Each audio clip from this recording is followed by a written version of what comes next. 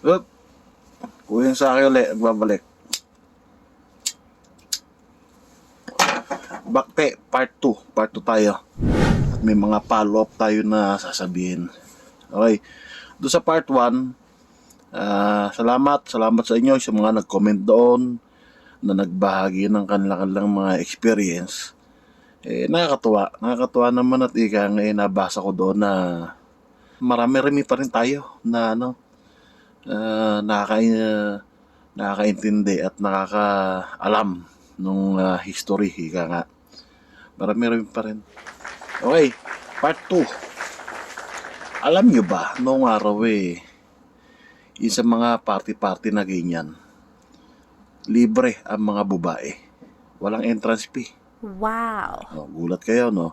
Walang entrance fee ang mga babae. Woo! Tapos, yung mga babae na yan, pinag-iimbita yan. Pinag-iimbita yan ng mga panahon namin yun, yung 80s na yan. Kasi ako, namulat ako 80s na sa mga paparty na yan. Panahon ng mga tiyuhin ko. Ako, kabataan ako noon. Siguro parang mga grade 6 o first year high school ako. Mga 1980s na yan. Elementary, high school. Ipinag-iimbita ang mga babae. Tapos, yung mga kabataan na lalaki, mga binata, gagawin yan, ipinag-iimbita yung mga babae nga. Susunduin niya sa mga bahay-bahay. Iimbitahin talaga. Susunduin. Tapos pagdating doon sa paparty, pakakainin pa yan doon, merienda lang, ganyan, snacks. Tapos pagdating ng uwian, kung sino ang sumundo, kung sino yung nagpaalam doon sa magulang, sila rin ang maghahatid. Di ba? Oh, wow. Hindi nyo alam yan. Yan ang estilo ng paparty ng araw. Ito nyo salita ko lagi, paparty, kasi wala pang pabakte. Wala yung salita ng pabakte, paparty. Pasayaw, ganyan. Pero hindi, normally narinig ko paparty. Tsaka ito pa, isa pang napuna ko, siya na daw sa mga sa mga organizer ngayon ng mga pabaktian na yan. Dapat, ibahin nyo yung title nung mga invitation nyo. Hindi baktian sa ganong lugar, bakti dito, ganun. Hindi naman kasi, hindi na sayawan na nangyayari. Contest na. Contest.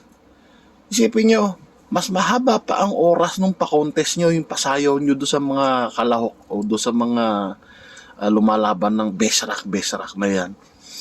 Mas mahaba pa yung oras nyo kaysa doon sa mga, alam nyo, yung sa mga umaten, dumalo, yung nagbayad.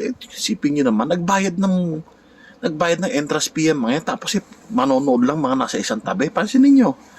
Mga pes, pansinin nyo, sa mga nanonood dito, sabihin nyo, tama ako, mali. Nakikita nyo yung mga mananayaw, nasa tabi laang, mga nanonood, siguro hanggang matapos na ilang oras yan.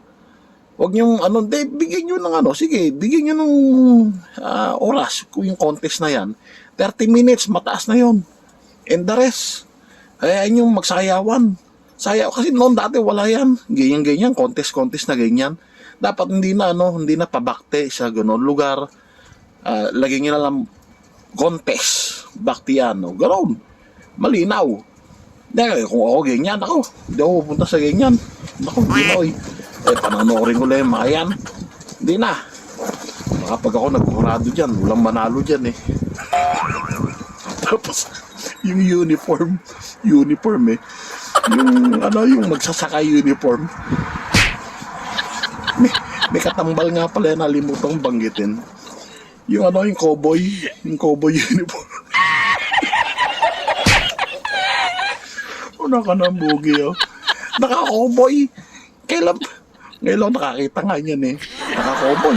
Tapos may bawang palubid Ako, hindi ko natapos yung video talaga. Hindi ko matin panoorin May bawang lubid, nakatali yung mga nagsasayaw.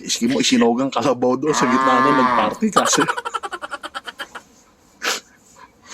Ka ng bugi. May koryo. Malulupit Ito, ang hit ko ng tawa, nung napanood ko, hindi ko meron natapos. Naduduwal ako Naka ng bugi na yan. Huwag kayo mag-cowboy. Ano mo cowboy? Kailan pa naging western ng Cavite? Mga pauso nyo Talagang yan. cowboy, tapos yung magsasaka. Baka mag-away kayong dalawa. Simple lang damit. Puting damit, o itim damit, o t-shirt, maong na pantalon, that's it. Okay, camouflage na pantalon, that's it. Yun lang. Sapatos, o rubber shoes, haspapis. Diba? Mga ganun forma lang. Bira naman kayo, naka-cowboy, naka-magsasaka. Opo, pares kayo. Yung magsasaka, magdala kayo ng karet, piko, tsaka kalabaw. Yung cowboy, dala kayo kabayo. Sino na kayo? Kuya Saki. Thank you.